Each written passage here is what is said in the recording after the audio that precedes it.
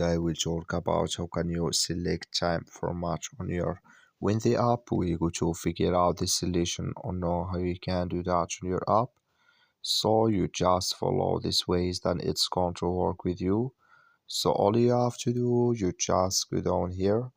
You click in this sign down here. When you just click on it, so then it's going to show for you a list like this here. Then all you have to do now, you just go here above settings, you click on it here. When you just click on settings, it's going to show for you a list like this.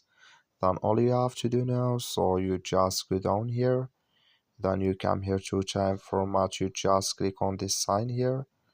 So then it's going to show for you like this, and here can you select time format in this list here on your Windy app. So that's all you have to do. Here can you select time format. That's all. I wish you a great. Thank you for watching. Don't forget to support us by like and subscribe.